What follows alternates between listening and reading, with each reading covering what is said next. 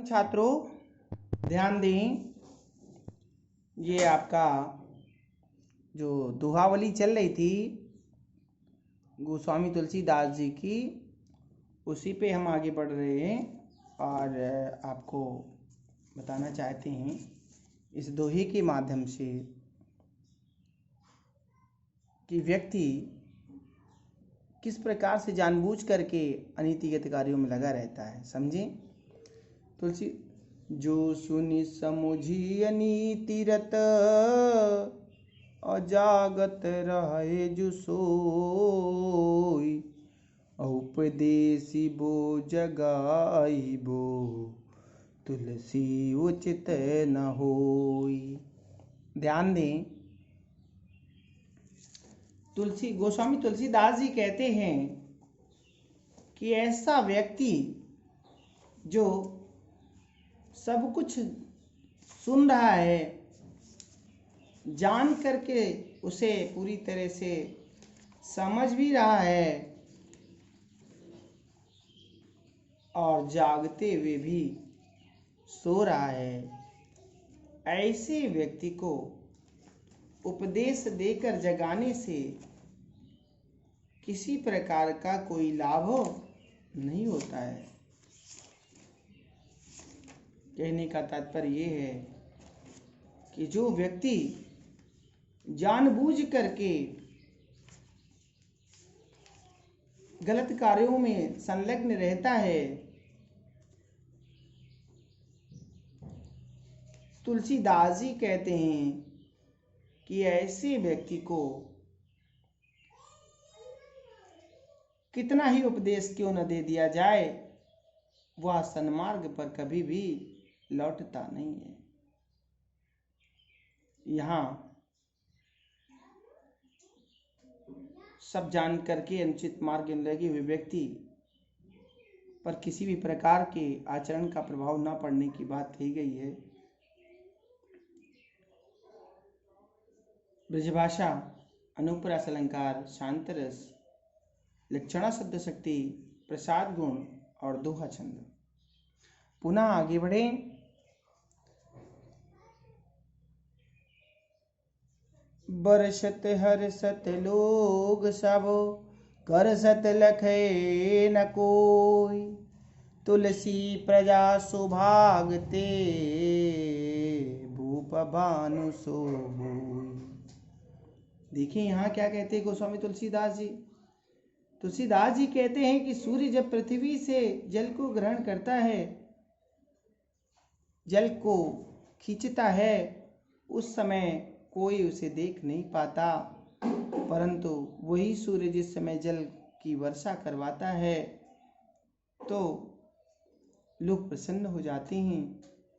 ऐसे सूर्य के समान न्यायपूर्ण ढंग से कर ग्रहण करने वाला और उस कर के रूप में प्राप्त धन को प्रजा के ही हित में खर्च करने वाला राजा किसी देश की प्रजा को बड़े सौभाग्य से ही प्राप्त हो पाता है।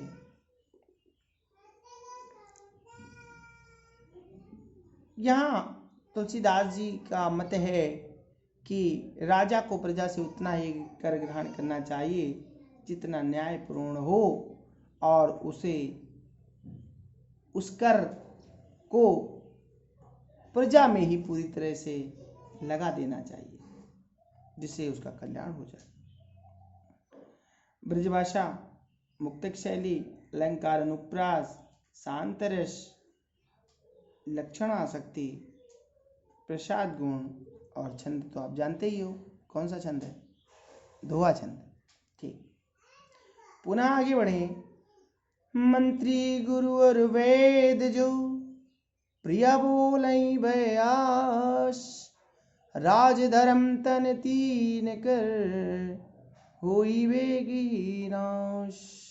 ध्यान दी, यहाँ बताया जा रहा है कि मंत्री से तात्पर्य है सचिव, वैद्य और गुरु अगर भयवश या अप्रसन्नता के कारण स्वार्थ साधन की आशा से हित की बात ना कह करके प्रियवाणी ही बोलते रहें, अर्थात केवल हाँ में हाँ मिलाते रहें, तो मंत्री के द्वारा हित की बात ना कहने से राज्य का, वैद्य के द्वारा शरीर का और गुरु के द्वारा धर्म का, इन तीनों का ही शीघ्रता से विनाश हो जाया करता है। यहाँ राजा के मंत्री शिष्य को गुरु तथा रोगी के चिकित्सक के परामर्श का सदैव सम्मान करते रहना चाहिए। उन्हें अपनी इच्छा अनुसार कार्य नहीं करवाना चाहिए। इस बात की प्रेरणा दी गई है। ब्रजभाषा है, मुक्तक शैली, बाकी रसांत सारा कुछ वैसा ही है। प्रसाद गुण दोहा छंद। आगे पुनः बढ़े। तुलसी पावस के समय धरी को किलन मौन, अब तो दादुर बोली हैं हमें पूछिए कौन। तुलसीदास जी कहते हैं कि वर्षा ऋतु में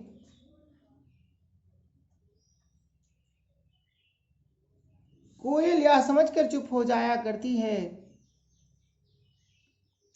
कि अब समय बदल गया है, क्योंकि अब मेढकों की टरटराने का समय आ गया है और उनकी टर टर के आगे हमारी कुहू कुहू की मधुर वाणी कौन सुनने वाला है, अर्थात कोई नहीं सुनेगा।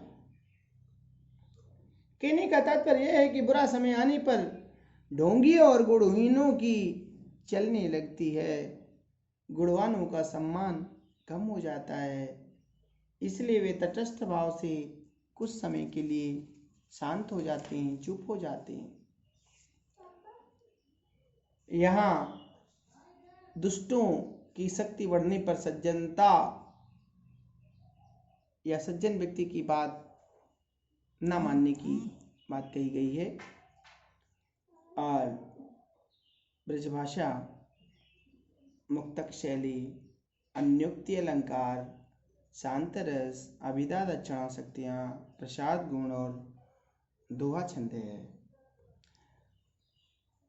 छात्रों, आपको बार बार बताया जाता है कि आप पूरे पाठ्यक्रम को अपने फेयर कॉपी पर अच्छे ढंग से फाउंटेन पेन से लिखते जाएं, ताकि आपके समय पर ये काम आ सके। ये बार बार कहने का विषय तो नहीं है, फिर भी आपको बताया जाता है, आप इस पर गहन चिंतन करें और ध्यान दें, टालें नहीं, क्योंकि अगर आप रोज टालते गए तो इकट्ठा बहुत हो जाएगा मैटर, फिर आप उसको लिपिबद्ध नहीं कर पाएंगे और फिर आपकी समस्या होगी, फिर बाद में आप कहाँ ढूंढेंगे, क्योंकि मोबाइल का बहुत अधिक भरोसा नहीं किया जा सकता। धन्यवाद।